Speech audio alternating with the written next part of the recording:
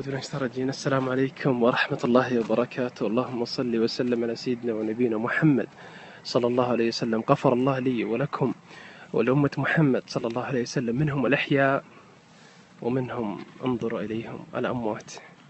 غفر الله لنا ولهم. لا إله إلا الله محمد رسول الله. يا أخوان، الصبح الساعة 7:30 تقريبا حبيت أزور أهل القبور، حبيت أدعي لهم. الجو جميل، ويا أخوان جزاكم الله خير. تأمل، يا سبحان الله، شوف الدنيا.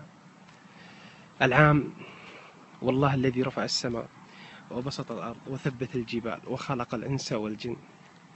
العام وقبل العام تقريبا 4 سنوات هذا صديقي ثامر كان معنا العام اللي طاف، وكان يضحك ويسولف.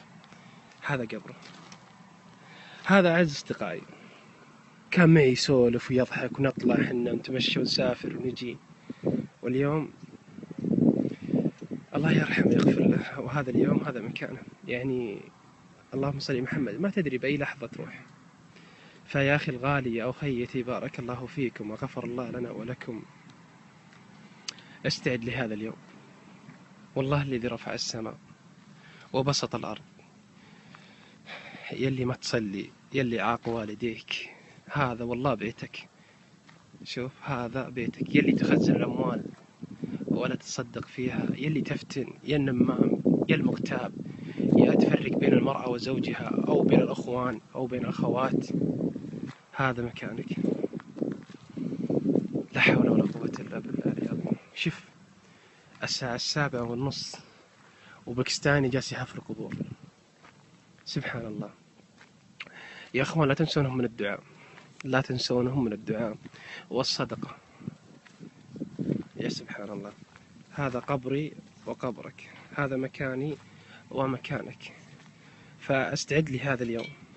أسأل الله الذي رفع السماء وبسط الجبال وخلق الإنس والأرض وخلق الإنس والجن وخلق كل شيء، سبحانه ما أعظم شأن. أسأل الله من ينشر هذا المقطع لعبرة للناس، أسأل الله أن يوفقه، أسأل الله أن يشرح صدره، أسأل الله أن ييسر أمره، أسأل الله أن يرزقه الفردوس الأعلى، أسأل الله أن يحسن خاتمته وأن يجعله من الصالحين.